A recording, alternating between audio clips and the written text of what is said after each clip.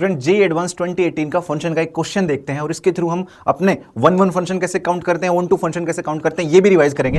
80% के लगभग तो इसका ये जो क्वेश्चन है ये गलत हुआ था। अगर अपन बात करें x में 5 एलिमेंट है और y में 7 एलिमेंट है भाई, पहले वो बोल रहा है नंबर ऑफ 1-1 फंक्शन बना दो x to y, यानी कि 5 ये x to y आपको 1-1 बनाने हैं। अब यहां पर ये जो 1-1 बनाने हैं और उसको उसने बोला अल्फा, तो अल्फा के लिए आप क्या करोगे बेटा, आपको सिंपल सा ध्यान रखना है, जब भी आपको 1-1 फंक्शन बनाने हो तो आपको ऐसे सोचना है कि ये जो 7 डिफरेंट थिंग्स हैं और इनको इन 5 में बांटना है। और 5 में किस तरह से बांटना है कि सबको एग्जैक्टली 1 मिले। अब 7 को 5 में बांटना है, आप ऐसे सोच लो 7 डिफरेंट चॉकलेट्स हैं और इनको 5 में बांटना है, तो कैसे एग्जैक्टली 1 मिले सबको। तो आप क्या बोलोगे कि पहले तो वो 5 चॉकलेट सेलेक्ट कर लो जो मिलेंगी सबको, तो 7 से 5 से होगी। अब 5 चॉकलेट 5% बांटने के तरीके कितने हो जाएंगे, 5 फैक्टोरियल।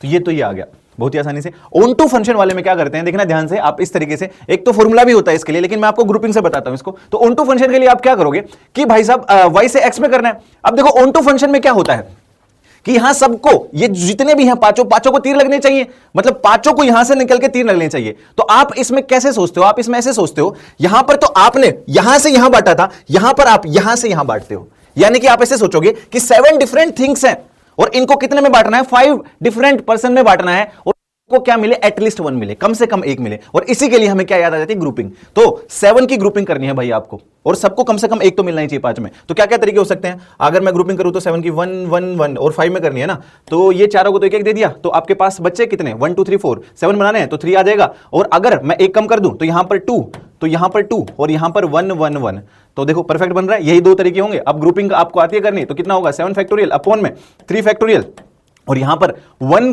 फैक्टोरियल की पावर 4 आ जाएगा, 1 फैक्टोरियल की पावर 4 आएगा, तो ग्रुपिंग में हमें 4 फैक्टोरियल से भी डिवाइड करना होगा। और इनटू में क्या करना होगा बेटा, इनटू में ये कितने परसेंट है, आपके 5% है, तो इनटू में 5 फैक्टोरियल करना होगा। ऐसे इस तरीके से अगर मैं बात करूं तो आप इसमें भी आंसर निकालोगे। ग्रुपिंग जब आप करोगे तो क्या आएगा, 7 फैक्टोरियल अपॉन में क्या आएगा, 1 फैक्टोरियल का क्यूब। अब क्यूब आया है तो 3 फैक्टोरियल से डिवाइड करोगे। यहां पर अगर मैं बात करूं तो 2 फैक्टोरियल का क्या आएगा बेटा, स्क्वायर आएगा, और स्क्वायर आया है तो आप क्या करोगे, 2 फैक्टोरियल से फिर से डिवाइड करोगे। अब पांचों को बांटने के तरीके, इनटू में क्या कर दोगे बेटा, 5 फैक्टोरियल।